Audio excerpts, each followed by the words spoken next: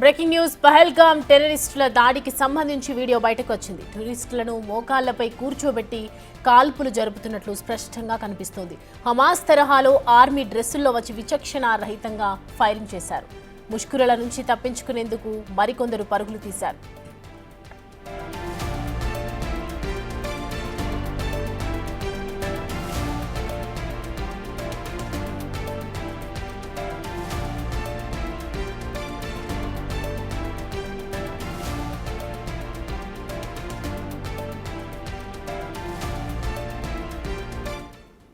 ఇక ఈ అంశానికి సంబంధించి పూర్తి డీటెయిల్స్ మా ప్రతినిధి శివ అందిస్తారు. శివ, చూస్తూ ఉన్నాం కదా, హమాస్లో ఏదైతే జరిగిందో దానికి అద్దం పడుతున్నట్లుగా కనిపిస్తున్నాయి విజువల్స్. సో పూర్తి డీటెయిల్స్ ఏంటి? రైట్, పెహల్గాంలో జరిగిన దాడికి సంబంధించి వీడియో సోషల్ మీడియాలో వైరల్ అవుతుంది. వీడియోలో ఎవరైతే పర్యాటకులు ఉన్నారో పర్యాటకులు మోకాళ్ళ మీద కూర్చోబెట్టి మరి వారిని అందరినీ కూడా కాల్పులు జరిపినట్లుగా కూడా మనకు వీడియోలోని దృశ్యాలు చూస్తుంటే మనకు అర్థమవుతుంది. ప్రజెంట్ మనం చూస్తున్నాం ఈ బిగ్ టీవీ స్క్రీన్ మీద ప్రజెంట్ ఏదైతే మోకాళ్ళ మీద కూర్చున్న దృశ్యాలు ఏవైతే ఉన్నాయో వారందరూ కూడా వరుసగా కూర్చోబెట్టి వారిపైన కాల్పులు జరిపినట్లుగా కూడా మనకు ఆ దృశ్యాలు చూస్తుంటే ప్రధానంగా అర్థమవుతుంది. సైనిక దుస్తులు, ఆర్మీ దుస్తులో వచ్చిన వారిని, అంటే వారు సాధారణంగా ఆర్మీ వారే వారందరూ కూడా భావించారు పర్యాటకులు. కానీ దగ్గరికి వచ్చిన తర్వాత అందరినీ ఐడెంటిటీ అడిగి, కులం అడిగి, మతం అడిగి వారిని ఖురాన్కు సంబంధించిన సూక్తులు చెప్పించి మరి వారిపై దాడి చేశారనేది కూడా వారి కుటుంబ సభ్యులు, ప్రత్యక్ష సాక్షులు, బాధితులు కూడా చెప్తున్నారు. దానిలో మనం ప్రధానంగా చూసుకుంటే రీసెంట్గా వారం క్రితమే పెళ్ళైన నవదంపతులు హనీమూన్కి వెళ్ళారు. వారిలో భర్తను హతమార్చిన ఘటన కూడా జరుగుతుంది. ఒక నేవీ ఆఫీసర్ అతను కూడా హతమార్చారు. మొత్తం కాల్పులు సంబంధించి కొంతమంది టూరిస్టులు, కాల్పుల శబ్దం విని కొంతమంది టూరిస్టులు అక్కడ నుంచి పరుగులు చూసిన దృశ్యాలు కూడా సోషల్ మీడియాలో ఎక్కువగా వైరల్ అవుతూ ఉన్నాయి. ఇక దానికి నిరసనగా ఢిల్లీ, దేశ రాజధాని ఢిల్లీలో బీజేపీ నేతలు, కార్యకర్తలు, హిందూ సంఘాల నేతలందరూ కూడా పాకిస్తాన్ ఎంబసీని ముట్టడించేందుకు ప్రయత్నిస్తున్న దానికి సంబంధించిన దృశ్యాలు కూడా మనం చూడొచ్చు. ప్రజెంట్ ఇక్కడ తిరుమూర్తి మార్గ్ వద్ద ఉన్నాం. తిరుమూర్తి మార్గ్ నుంచి పాకిస్తాన్ హై కమిషన్కు ముట్టడించేందుకు ఇక్కడ నుంచి భారీగా బీజేపీ కార్యకర్తలు, నేతలు, హిందూ సంఘాలకు సంబంధించిన కార్యకర్తలు, హిందువులందరూ కూడా భారీగా ఇక్కడికి చేరుకుని నిరసన తెలియజేస్తున్నారు. పాకిస్తాన్ హై కమిషన్ ముట్టడించేందుకు వీరందరూ కూడా ప్రయత్నాలు చేస్తున్నారు. పాకిస్తాన్ హై కమిషన్ కార్యాలయంలో ఉన్న ప్రతి ఒక్కరు కూడా విడిచి ఇక్కడ నుంచి పాకిస్తాన్కు వెళ్ళిపోవాలనే ప్రధాన డిమాండ్తో వారందరూ కూడా ఇక్కడ నిరసన తెలియజేస్తున్న పరిస్థితి కనిపిస్తుంది.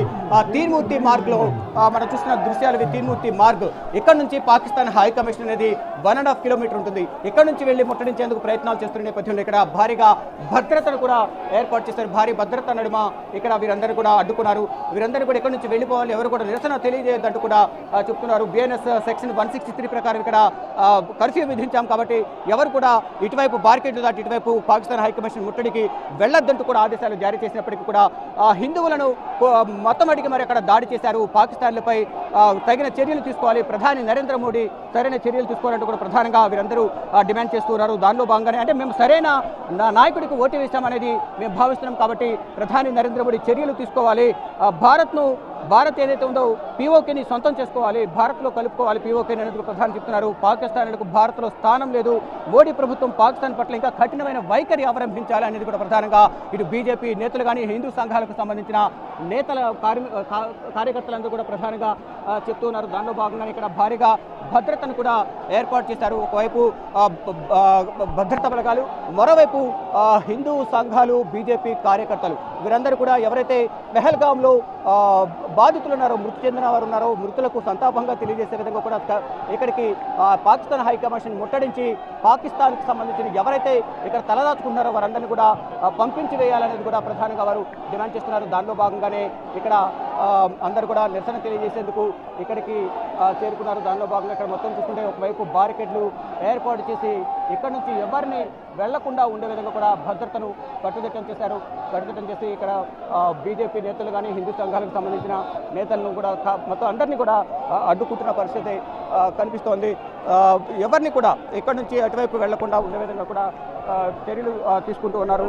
పెహల్గాంలో జరిగిన దాడికి నిరసనగానే పాకిస్తాన్కి సంబంధించిన ప్రతి ఒక్కరిని భారత్ నుంచి వెళ్ళిపోయే విధంగా కూడా చర్యలు తీసుకోవాలనేది కూడా వీరందరూ డిమాండ్ చేస్తున్నారు. దానిలో భాగంగానే ఇక్కడ మొత్తం వీరందరినీ అరెస్ట్ చేసి తరలించేందుకు కూడా ఇక్కడ బస్సులను కూడా ఏర్పాటు చేశారు.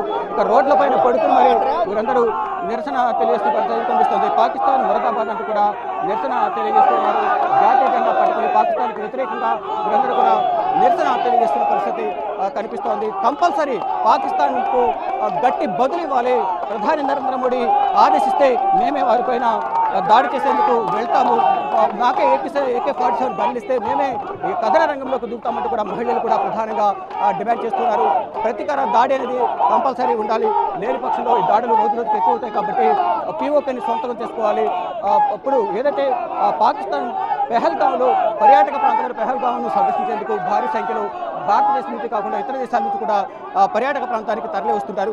కానీ ఆ పర్యాటక ప్రదేశంలో పర్యాటకులు అంతా సరదాగా గడుపుతున్న సమయంలో ఒక్కసారిగా ఉగ్రవాదులు వచ్చి కాల్పులు జరిపిన నేపథ్యంలో భారత్కు సంబంధించిన 26 మంది, నేపాల్కి సంబంధించిన ఒకరు చనిపోయారు, మరికొంతమంది ట్రీట్మెంట్ తీసుకున్న పరిస్థితి కనిపిస్తోంది. ఇక్కడ మొత్తం పోలీసులు కూడా భారీగా మోహరించారు. ఇక మరోవైపు చూస్తూ ఉన్నాం ఆర్మీ బలగాలు ఏదైతే తుపాకులు ఏవైతే ఉన్నాయో ఇటువంటి తుపాకులనే మా చేతికి ఇవ్వండి, మేము కథన రంగంలోకి దిగుతామంటూ కూడా సామాన్య జనం కూడా ఎంతో ఆవేదన వ్యక్తం చేస్తూ ఉన్నారు. నిన్న ఏదైతే ఘటన జరిగిందో పహల్గాంలో ఏదైతే ఘటన జరిగిందో ఆ ఘటనకు సంబంధించి ప్రధానంగా అందరూ కన్నీటి పర్యంతం అవుతూ ఉన్నారు.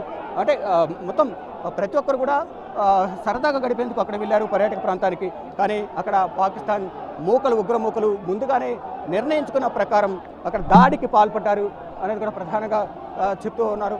అంటే దీనికి ఎవరు సహకరించినా ఉపేక్షించేది లేదు, దీని వెనుక ఎవరున్న సూత్రధారులు పాత్రధారులు ప్రతి ఒక్కరిని కూడా శిక్షిస్తాము అంటూ కూడా ప్రధానంగా భారత ప్రభుత్వం కూడా చెప్తుంది. దాంట్లో భాగంగానే నిన్న ప్రధాని నరేంద్ర మోడీ అధ్యక్షతన central cabinet security cabinet sub committee సమావేశం కూడా జరిగింది. దానిలో పలు కీలక నిర్ణయాలు తీసుకున్నారు. పాకిస్తాన్ సంబంధించిన ఎవరు కూడా ఇక్కడ ఉండదు, ప్రతి ఒక్కరు వెళ్ళిపోవాలి, ఎవరు కూడా ఇక్కడ ఉండవద్దు, అత్యవసర వీసాల మీద వచ్చిన వాళ్ళు 48 అవర్స్లో వెళ్ళిపోవాలి.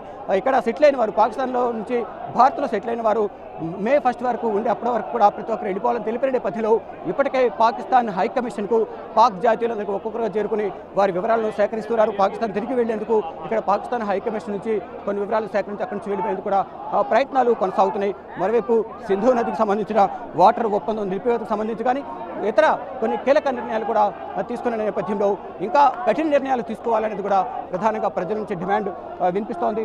ఏ విధంగా అయితే భారతీయులను హతమార్చారు అలాగే అంటే 27 మంది భారతీయులను కాల్పులు చనిపోయారు కాబట్టి దానికి డబుల్గా 27,000 మందిని మేము చంపేందుకు మేము సిద్ధంగా ఉన్నామంటూ కూడా వారు చెప్తూ ఉన్నప్పటికీ కూడా భారత ప్రభుత్వం సరైన సమయంలో సరైన నిర్ణయం తీసుకోవాలి. ఇప్పటికే ఇటు కేంద్ర హోంమంత్రి అమిత్ షా కానీ రక్షణ శాఖ మంత్రి ప్రతి ఒక్కరు కూడా తగిన సమాధానం చెప్తాము. ఎవరున్నా దీని వెనుక ఎవరున్నా తెర వెనుక ఎవరు దాక్కున్నా కానీ ప్రతి ఒక్కరిని కూడా బయటకు తీసుకొచ్చి ఎక్కడ దాక్కున్నా కానీ కలుగులు ఎక్కడ నక్కి ఉన్నా కానీ బయటకు తీసుకొచ్చి ప్రపంచం ముందు దోషిగా నిలబెడతామంటూ కూడా భారత ప్రభుత్వం చెప్తోంది. దానిలో భాగంగా నిన్న హై లెవెల్ కమిటీ సమావేశం జరిగింది. ఈరోజు కేంద్ర హోంశాఖ కార్యదర్శి ఆధ్వర్యంలో కూడా సమావేశం జరుగుతోంది. మరోవైపు సాయంత్రం 6 గంటలకు అఖిలపక్ష సమావేశం జరగనుంది రాజ్నాథ్ సింగ్ అధ్యక్షతన. మరోవైపు మధ్యాహ్నం 3 గంటలకు ఒమర్ అబ్దుల్లా జమ్మూ కాశ్మీర్ ముఖ్యమంత్రి ఒమర్ అబ్దుల్లా అధ్యక్షతన కూడా 3 గంటలకు అఖిలపక్ష సమావేశం జరగనుంది. ఉదయం 11 గంటలకు కాంగ్రెస్ CWC సమావేశం కూడా జరిగింది. దీనికి సంబంధించి ఎవరైతే పెహల్గాంలో మృతి చెందిన కుటుంబాలకు పరామర్శించారు కేసీ వేణుగోపాల్. అయితే మృతి చెందిన వారికి నివాళులు కూడా అర్పించి ఈరోజు జరిగే సమావేశంలో ఈ పెహల్గాం దాడికి సంబంధించి పాకిస్తాన్ ఉగ్రవాదులకు సంబంధించి కూడా పలు కీలక విషయాలపై చర్చలు జరిగినట్టు కూడా CWC సమావేశంలో తెలుస్తోంది. మరోవైపు సాయంత్రం కేంద్ర ప్రభుత్వం అఖిలపక్ష పక్ష సమావేశం కూడా ఏర్పాటు చేసిన నేపథ్యంలో ఈ సమావేశానికి అన్ని పార్టీల ఫ్లోర్ లీడర్లందరూ కూడా ఈ సమావేశానికి హాజరు కాబోతున్నారు. అంటే ఫర్దర్గా ఏ విధంగా ముందుకు వెళ్ళాలనేది అన్ని పార్టీల అభిప్రాయం కూడా సేకరించాల్సి ఉంటుంది కాబట్టి అన్ని పార్టీల అభిప్రాయం తీసుకుని ఈ ఫర్దర్గా ఏ విధంగా ముందుకు వెళ్ళాలని దానిపై కూడా ప్రధానంగా నిర్ణయాలు తీసుకునే అవకాశం కలుగుతుంది. కానీ ఇప్పటివరకు 5 కీలక నిర్ణయాలు తీసుకున్నారు. పాకిస్తాన్ వీసాలు రద్దు చేయడం, మరోవైపు అటారీ అలాగే వాఘబోర్డర్కి సంబంధించి సరిహద్దు మూసివేత కానీ, రాకపోకలు పాకిస్తాన్ నుంచి భారత్లోకి రాకపోకలు నిలిపివేత కానీ, పాకిస్తాన్లో ఉన్న భారతీయులందరూ కూడా తిరిగి ఇక్కడికి వచ్చేయాలి, అందులో ఎక్కడున్న పాకిస్తానీలందరూ కూడా అక్కడికి వెళ్ళిపోవాలి, పాకిస్తాన్తో సత్సంబంధాలు ఉండకూడదని కొన్ని కీలక నిర్ణయాలు తీసుకున్నారు. దానిలో భాగంగానే కొన్ని కీలక నిర్ణయాలు తీసుకునేందుకు ముందడుగు వేస్తూ ఉన్నారు. ఇప్పటికీ కూడా కొన్ని ఆధారాలు సేకరించిన నేపథ్యంలో అంటే హమాస్ తరహాలో హమాస్ ఏ విధంగా అయితే ఇజ్రాయెల్లో దాడి జరిపారో హమాస్ ఉగ్రవాదులు కూడా ఇటు పాకిస్తాన్లో భారత్లో కూడా పర్యటించారు.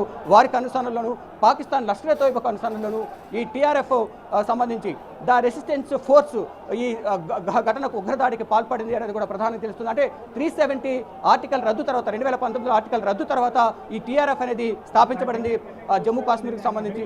అప్పటి నుంచి కూడా జమ్మూ కాశ్మీర్ ప్రజలను అక్కడ వ్యాపారవేత్తలను అందరినీ కూడా పర్యాటకం టార్గెట్గా చేసుకుని ఈ టీఆర్ఎఫ్ దాడులు కొనసాగిస్తోంది. వారిపై ప్రతిగా భారత్ బలగాలు దాడులు చేస్తున్నప్పటికీ కూడా ఈ పాకిస్తాన్ నుంచి మరికొంతమంది ఉగ్రవాదులు జమ్మూ కాశ్మీర్లో ఎక్కువ ఉండడం వల్ల ఈ దాడులని రోజు రోజుకు ఎక్కువగా కొనసాగుతున్నాయి. కొంతమంది బీజేపీ నేతలను వారిని అడిగి మరింత సమాచారం చేస్తున్నారు. जी बोलिए, अभी ये निरसन कर रहे हैं वो पाकिस्तान